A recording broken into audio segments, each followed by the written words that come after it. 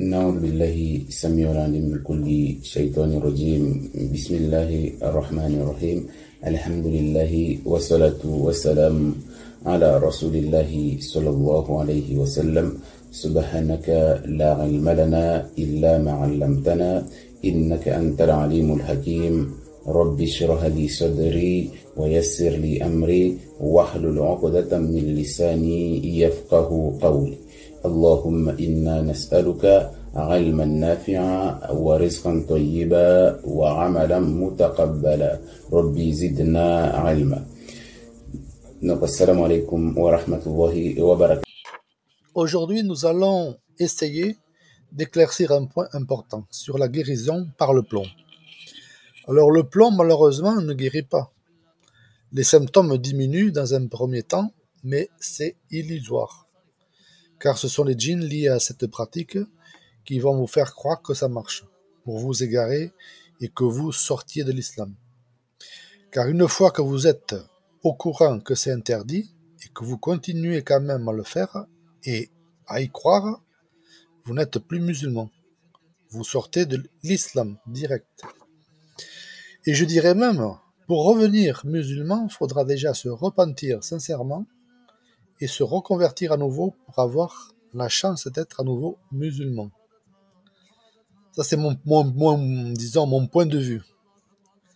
Donc, ce qui est autorisé pour une personne atteinte de mauvais œil ou de sorcellerie, il n'y a que la ruqya. Celle-ci se fait par des noms d'Allah, de ses attributs et des versets. Il n'y a rien d'autre. Et il faut que ce soit dans la langue arabe, c'est-à-dire par des propos qu'on comprenne tous les mots, qu'ils soient compréhensibles, qu'il n'y ait pas des mots ambigus. Car la plupart du temps, quand il y a des mots ambigus, ce sont toujours des noms de djinns. Et enfin, avoir la certitude que ce n'est pas cette ruqya qui donne la guérison, mais Allah. Voilà. Alors pour ce qui est de se soigner en chauffant du plomb par le feu, c'est plutôt une pratique utilisée par certains sorciers. Il s'agit de faire fondre du plomb sur le feu et de le verser dans un récipient qui contient de l'eau. Puis de le poser sur la tête de la personne ensorcelée. Voilà, vous voyez un peu le genre. Donc l'opération doit être faite 3 fois, mais en fait c'est illusoire. Le plomb ne guérit pas, malheureusement. Ne guérit pas d'une sorcellerie. Ça pourra affaiblir les djinns dans un premier temps. Comme c'est pas une pratique licite, il y a des chances que ça fasse venir des djinns qui sont affiliés à cette méthode. Faire fondre du plomb et le poser sur la tête, le mettre dans l'eau et ainsi de suite. Déjà, les gens qui pratiquent le plomb travaillent tous avec des djinns. Donc, c'est ces djinns-là qui font quelque chose, c'est pas le plomb. Donc, ces djinns vont déplacer ton problème dans ton corps et tu vas croire que ça a marché. Tu vas devenir accro sans le savoir à ce sorcier. Parce que tu vas le trouver beau, bon, car tu auras toujours quelque chose à venir y soigner. Car ton problème est toujours là. Il est juste déplacé dans ton corps. Le problème, c'est que le seul mal que tu avais au départ, un seul, il va être déplacé partout dans ton corps à chaque fois que tu vas consulter. Genre, si tu avais mal au pied, il va te le déplacer dans le genou et tu vas dire, ah, machallah, il est bon, hein, j'ai plus mal au pied.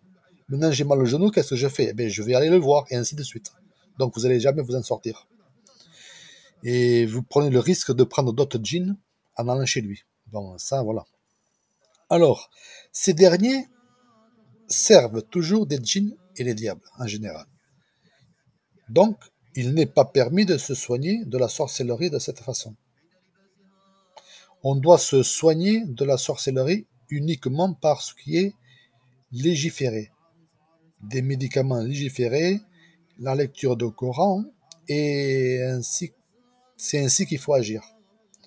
S'il y a un autre médicament qui ne contient aucun interdit, que ce soit avec des feuilles, des gélules, des piqûres, alors il n'y a pas de mal à les utiliser s'ils sont exempts d'interdits religieux ou d'impuretés ou autres. Il n'est pas permis aux musulmans de se soumettre à ce que certains prétendent être des soins en murmurant des mots incompréhensibles. En écrivant des talismans, par exemple, c'est interdit ça aussi, par des lettres distinctes, ou en versant du plomb et autres pratiques. Pour remédier à une sorcellerie, il n'y a que deux façons.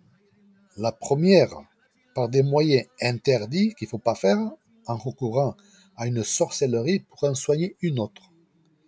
Comme ce que font certains bédouins en faisant fondre du plomb dans l'eau et en le posant sur la tête des personnes ensorcelées jusqu'à ce qu'elles sachent qui c'est qui l'a ensorcelé. Donc déjà la personne, elle va voir une personne qui l'a ensorcelée, ça se trouve c'est même pas elle. Donc déjà, cette pratique n'est pas permise. Ça c'est l'œuvre du diable. La deuxième consiste à remédier à la sorcellerie, cette fois-ci par des pratiques autorisées, comme les invocations, la lecture du Coran sur le malade et les médicaments autorisés. Il n'y a pas de mal à ça. Et Allah, c'est mieux. Alors, pour ceux qui ont déjà fait cette méthode, je vous invite à suivre ma vidéo du nettoyage total corps physique et prenez l'audio et écoutez-la la nuit pendant que vous dormez avec des oreillettes seulement. Voilà, des oreillettes, pas sans oreillettes. Et là, vous aurez une chance de voir que vous n'êtes vraiment pas guéri du tout. Et vous risquez d'être guéri à ce moment-là par les oreillettes, par l'audio. Voilà. Donc il faudra bien suivre le début, surtout le début de l'audio. J'explique ça un peu mieux. Donc Allah nous guide et nous empêche de nous égarer. Amen.